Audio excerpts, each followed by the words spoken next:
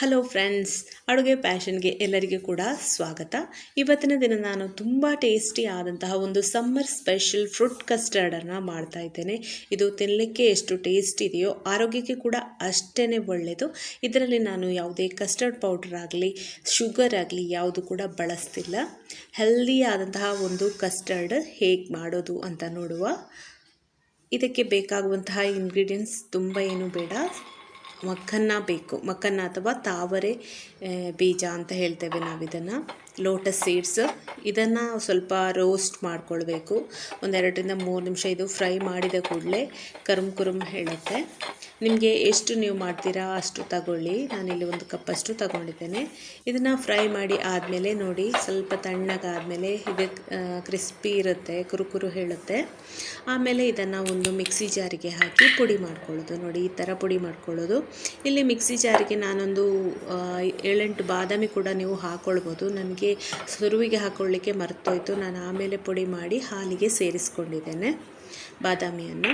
ಈಗ ಹಾಲು ಕುದೀತಾ ಉಂಟು. ಈ ಕುದಿಯುತ್ತಿರುವಂತಹ ಇಲ್ಲಿ ಒಂದು 2 ಗ್ಲಾಸಷ್ಟು ಹಾಲು ತಗೊಂಡಿದ್ದೇನೆ ನಾನು. ಅದಕ್ಕೆ ಕುಂಕುಮ ಕೇಸರಿಯನ್ನು ಹಾಲಲ್ಲಿ ಕರಡಿಸಿ ಹಾಕೊಳ್ಳೋದು. ಪರಿಮಳಕ್ಕೆ, ಕಲರಿಗೆ ಎಲ್ಲ ಚೆನ್ನಾಗಿರ್ತದೆ. ಹಾಗೆ ಹುಡಿ ಮಾಡಿಕೊಂಡಂತಹ ತಾವರೆ ಬೀಜ ಇದನ್ನು ಹಾಕ್ಕೊಳ್ಳೋದು.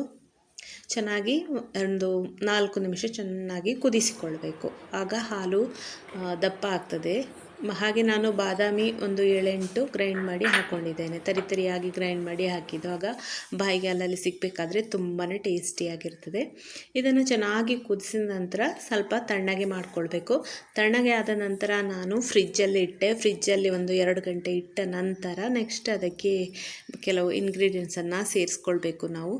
ಈಗ ಏಲಕ್ಕಿ ಕೂಡ ಹಾಕ್ಕೊಂಡಿದ್ದೇನೆ. ನಿಮಗೆ ಏಲಕ್ಕಿ ಇಷ್ಟ ಇಲ್ಲ, ಕೇಸರಿ ಮಾತ್ರ ಸಾಕು, ಏಲಕ್ಕಿ ಫ್ಲೇವರ್ ಇಷ್ಟ ಇಲ್ಲ ಅಂತಾದರೆ ಹಾಕದೇ ಇರ್ಬೋದು, ಪರವಾಗಿಲ್ಲ.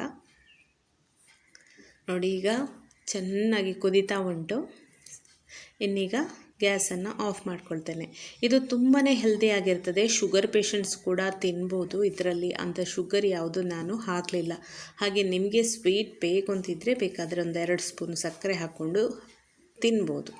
ಈಗ ನೋಡಿ, 2 ಗಂಟೆ ನಂತರ ನಾನು ತೋರಿಸ್ತಿದ್ದೇನೆ. ಫ್ರಿಜ್ಜಲ್ಲಿಟ್ಟದ್ದು ತುಂಬಾ ಕೂಲಾಗಿದೆ, ಹಾಗೆ ದಪ್ಪ ಆಗಿದೆ. ಯಾವುದೇ ಕಸ್ಟರ್ಡನ್ನು ನಾನಿಲ್ಲಿ ಬಳಸಿಲ್ಲ. ತುಂಬ ಹೆಲ್ತಿಯಾದಂತಹ ಒಂದು ಫ್ರೂಟ್ ಕಸ್ಟರ್ಡ್ ಅಂತ ಹೇಳ್ಬೋದು. ಹಾಗೆ ಲೋಟಸ್ ಸೀಡ್ ಅಥವಾ ತಾವರೆ ಬೀಜದಲ್ಲಿ ಕ್ಯಾಲೋರಿ ಕೂಡ ತುಂಬ ಕಡಿಮೆ ಇರ್ತದೆ. ಇದನ್ನು ವೆಯ್ಟ್ ಲಾಸ್ ಮಾಡಿಕೊಳ್ಳುವವರು ಕೂಡ ತಿನ್ಬೋದು. ಹಾಗೆ ಈಗ ಸಮ್ಮರಲ್ಲಂತೂ ಈ ಥರ ಫ್ರೂಟ್ಸ್ ಕೂಲಾಗಿ ಏನಾದರೂ ತಿನ್ನಬೇಕು ಅಂತ ಹೇಳಿದರೆ ಎಲ್ಲರೂ ಇಷ್ಟಪಟ್ಟು ತಿಂತಾರೆ.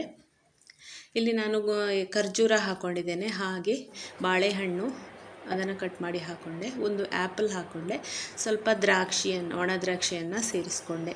ನಿಮಗೆ ಇಷ್ಟವಾದ ಫ್ರೂಟ್ಸ್ ಯಾವುದಿದೆ ಮನೆಯಲ್ಲಿ ಎಲ್ಲವನ್ನು ಕೂಡ ಸೇರಿಸ್ಕೊಳ್ಬೋದು. ದ್ರಾಕ್ಷಿ ಹಾಕ್ಕೊಳ್ಬೋದು, ಆಮೇಲೆ ಚಿಕ್ಕು ಇದ್ದರೆ ಚಿಕ್ಕು ಹಾಕ್ಕೊಳ್ಬೋದು, ಕರಬೂಜ ಇದ್ದರೆ ಕರಬೂಜ ಹಾಕ್ಕೊಳ್ಬೋದು. ಏನು ಮನೆಯಲ್ಲಿ ಫ್ರೂಟ್ಸ್ ಇದೆ ಅದನ್ನು ಹಾಕ್ಕೊಳ್ಬೋದು. ತುಂಬಾ ಟೇಸ್ಟಿಯಾಗಿರ್ತದೆ.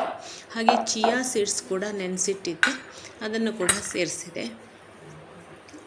ಇದನ್ನು ಚಿಲ್ಡಾಗಿ ತಿನ್ನಲಿಕ್ಕೇ ಒಳ್ಳೆಯದಾಗ್ತದೆ. ಯಾಕೆಂದರೆ ಈಗ ವೆದರ್ ಹಾಗೆ ಇದೆ. ಸಮ್ಮರಲ್ಲಿ ಕೂಲಾಗಿ ಈ ಥರ ತಿಂದರೆ ಹೊಟ್ಟೆ ಕೂಡ ತುಂಬುತ್ತೆ, ಆರೋಗ್ಯಕ್ಕೂ ಒಳ್ಳೆಯದು. ತುಂಬ ಸಕ್ಕರೆ ಹಾಕಿ ಸ್ವೀಟ್ ಹಾಕಿ ತಿಂದರೆ ಆರೋಗ್ಯಕ್ಕೆ ಒಳ್ಳೆಯದಲ್ಲ. ಒಮ್ಮೆ ಏನೋ ಬಾಯಿಗೆ ರುಚಿಯಾಗುತ್ತೆ, ಹಾಗಂತೇಳಿ ಸ್ವಲ್ಪ ಜಾಸ್ತಿ ಸಕ್ಕರೆ ತಿಂದರೆ ಒಂಥರ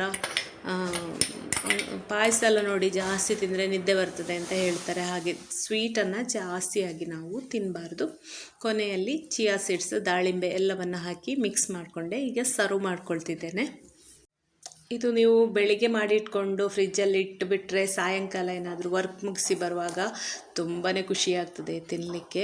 ತುಂಬಾ ರುಚಿಯಾಗಿರ್ತದೆ, ಹಾಗೆ ತುಂಬಾ ಹೆಲ್ದಿ. ನೀವು ಕೂಡ ಫ್ರೆಂಡ್ಸ್ ನಿಮ್ಮ ಮನೆಯಲ್ಲಿ ಮಾಡಿ ಹೇಗೆ ಬಂತು ಅನ್ನೋದನ್ನು ಕಮೆಂಟಲ್ಲಿ ತಿಳಿಸಿ. ಫ್ರೆಂಡ್ಸ್, ನೀವು ಈ ವಿಡಿಯೋನ ಫಸ್ಟ್ ಟೈಮ್ ನೋಡೋದಂತಹ ಆದರೆ, ಈ ಚಾನಲನ್ನು ಫಸ್ಟ್ ಟೈಮ್ ನೀವು ನೋಡೋದಂತಾದರೆ ಖಂಡಿತ ಸಬ್ಸ್ಕ್ರೈಬ್ ಮಾಡೋದನ್ನು ಮರಿಬೇಡಿ. ಫ್ರೆಂಡ್ಸ್, ನೀವು ಈ ವಿಡಿಯೋ ಇಷ್ಟ ಆದರೆ ಲೈಕ್ ಮಾಡಿ, ಶೇರ್ ಮಾಡಿ, ಹಾಗೆ ಕಮೆಂಟ್ ಮಾಡಿ, ಹಾಗೆ ಚಾನಲನ್ನು ಸಬ್ಸ್ಕ್ರೈಬ್ ಆಗೋದನ್ನು ಮರಿಬೇಡಿ. ಹೀಗೇ ರುಚಿಯಾದ ರೆಸಿಪಿಯೊಂದಿಗೆ ನಾನು ಮತ್ತೆ ಬರ್ತೇನೆ. ಅಲ್ಲಿಯವರೆಗೆ ನಮಸ್ಕಾರ, ಬಾಯ್ ಬಾಯ್, ಟೇಕ್ ಕೇರ್, ಥ್ಯಾಂಕ್ ಯು.